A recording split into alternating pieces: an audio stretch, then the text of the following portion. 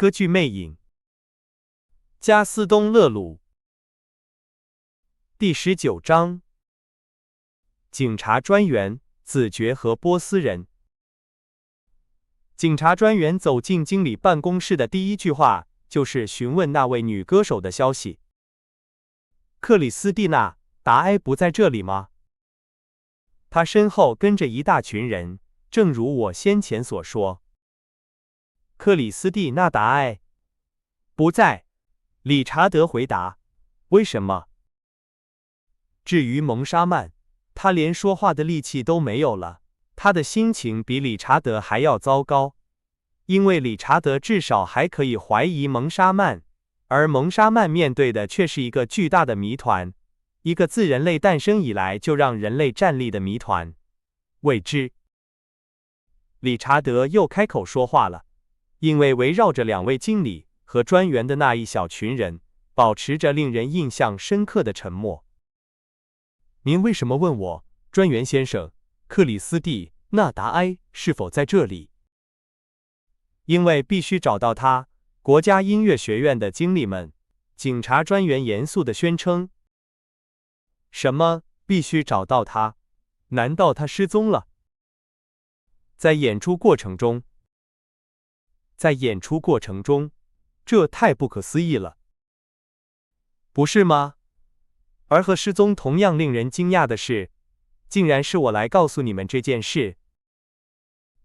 的确，理查德表示同意，他用双手捂住头，低声说：“这又是什么情况？真的有足够的理由辞职了。”他甚至没有意识到，就拔掉了几根小胡子。所以他在演出的时候不见了。他重复道，就像一场梦一样。是的，他在监狱那场戏中被绑架了。当时他正在向上天祈祷，但我怀疑他是被天使绑架的。但我认为是这样。所有人都转过身来。一个脸色苍白、激动得发抖的年轻人重复道：“我认为是这样。”你认为什么？米弗罗伊问道。我认为克里斯蒂娜·达埃是被一位天使绑架的，专员先生，而且我可以告诉您他的名字。2号，沙尼子爵先生，您是说达埃小姐是被一位天使绑架的吗？是被歌剧院的一位天使绑架的，毫无疑问。拉乌尔环顾四周，他显然在找人。在他觉得如此迫切需要向警方求助以解救未婚妻的时刻，他本希望找到不久前建议他保持谨慎的那个陌生人，但他哪里也找不到他。好吧，那就说吧。然而，他无法向这么多人解释，他们都用充满冒昧好奇的眼神盯着他。是的，先生，是被歌剧院的一位天使绑架的。他回答米弗洛伊先生。等我们单独相处时，我会告诉您他住在哪里。您说的对，先生。警察专员请拉乌尔坐在他旁边，并遣散了所有人，当然除了2位经理，他们即便如此也没有提出抗议，因为他们似乎愿意接受任何可能发生的情况。于是拉乌尔鼓起勇气，开始说：“专员先生，那个天使名叫埃里克，他住在歌剧院，是音乐天使。”音乐天使，这可真有趣。音乐天使。警察专员转向2位经理问道：“先生们，这个天使和你们住在一起吗？”理查德先生和蒙沙曼先生摇了摇头，连一丝笑容也没有。哦，拉乌尔喊道，这些先生们听说过歌剧院的幽灵。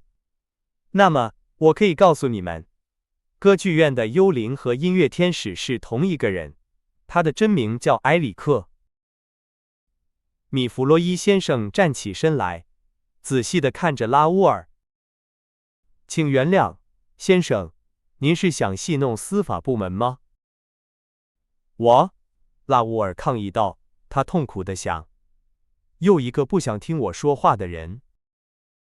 那么，这个歌剧院幽灵的故事是怎么回事？我向您保证，这些先生们听说过它。先生们，看来你们认识歌剧院的幽灵。理查德站起身来，手里还捏着他最后几根小胡子。不，专员先生，不，我们不认识他。但我们很想认识他，因为就在今晚，他偷走了我们2万法郎。理查德回头看了蒙莎曼一眼，那眼神仿佛在说：“还我2万法郎，不然我就把一切都说出来。”蒙莎曼非常明白他的意思，做出了一个绝望的姿势。啊，说出来吧，说出来吧。米弗罗伊轮流看着2位经理和拉乌尔，心想他是不是来到了一个疯人院。他用手搔了搔头。一个幽灵在同一个晚上绑架了一个歌手，又偷走了2万法郎，真是个忙碌的幽灵。他说：“如果你们允许，我们来整理一下这件事。先是歌手，然后是2万法郎。让我们看看，沙尼先生，我们认真地谈谈。您认为达埃小姐是被一个名叫埃里克的人绑架的？您认识这个人吗？您见过他吗？”“是的，专员先生。”“在哪里？”“在一个墓地里。”米弗罗伊先生吃了一惊，再次看了看拉乌尔，说道：“当然，那是人们经常遇到幽灵的地方。您在墓地里做什么？”“先生，”拉乌尔说，“我很清楚我的回答有多么奇怪，以及他们对您产生的影响，但我恳求您相信我头脑清醒。这关系到我最爱的人的安危。我和我的哥哥菲利普一样爱他。我想用几句话说服您，因为时间紧迫，每1分钟都很重要。不幸的是，如果我不从一开始就向您解释这个故事，这个您能想象到的最奇怪的故事，您就不会相信我。我要告诉您，专员先生，我所知道的关于歌剧院幽灵的一切。不幸的是，专员先生，我知道的很少。”“说你知道的，说你知道的一切。”理查德和蒙莎曼喊道，突然变得非常感兴趣。但是，他们原本希望通过了解一些细节，从而找到那个骗子的线索，但很快他们就不得不面对一个悲哀的事实：拉沃尔德沙尼先生已经完全失去了理智。关于佩罗斯吉雷克、骷髅头和魔法小提琴的整个故事，只能出现在一个恋爱中的人的混乱头脑中。此外，米弗洛伊专员显然也同意这个观点。如果不是一些情况打断了他们，他肯定会结束这些我们已经在故事第1部分中简述过的混乱话语。门突然打开了，一个穿着宽大黑色礼服外套，戴着一顶又旧又亮的、一直拉到耳朵的高顶礼帽的古怪人物走了进来。他跑到专员面前，低声对他说着什么。毫无疑问，这是一个前来报告紧急任务的探员。在这次谈话中，米弗罗伊先生的目光始终没有离开拉乌尔。最后，他对他说：“先生，我们已经谈了很多关于幽灵的事情。如果您不介意，我们现在来谈谈您。您今晚要绑架达埃小姐吗？”“是的，专员先生。”“在剧院外面。”“是的，专员先生。”“接您的马车，随后应该把你们2个都带走。车夫已经得到了通知，路线也已经确定了，甚至您应该在每个驿站都能找到更换的马匹。”“没错，专员先生。”“然而，那辆马车还在那里，等着您的命令，就在圆形大厅旁边，不是吗？”“是的，专员先生。”“您知道在您的马车旁边还有3辆马车吗？”“我没有注意到。”“那是索雷利小姐的车，她在行政庭院里找不到地方。卡洛塔的车，以及您的哥哥沙尼伯爵的车。有可能，但可以肯定的是，如果您的马车、索雷利小姐的马车和卡洛塔的马车还在圆形大厅旁边的路边，沙尼伯爵的车已经不捷的车已经不在那里了。这件事与此事无关，专员先生。请原谅，伯爵先生，不是反对您和克里斯蒂娜达埃的婚姻吗？这件事只关系到家庭。您已经回答我了，他反对，所以您绑架了克里斯蒂娜达埃，把她带离您的哥哥。那么，沙尼先生，请允许我告诉您，您的哥哥比您更快，他才是绑架克里斯蒂娜达埃的人。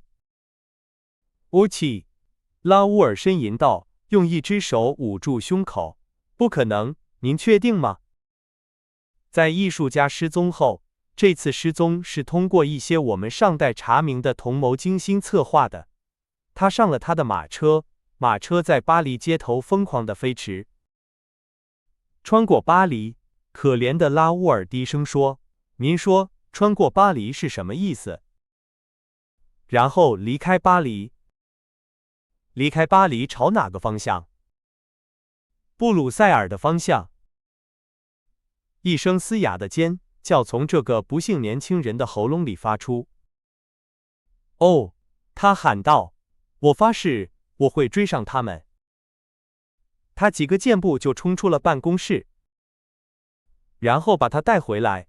专员高兴地喊道，这个消息和音乐天使的消息一样重要。说完这些，米弗洛伊先生转向他那些目瞪口呆的听众，发表了一番正直但绝不幼稚的警察言论。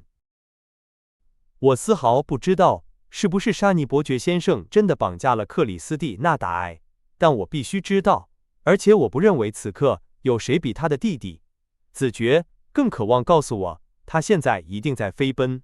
他是我的主要助手。先生们，这就是艺术。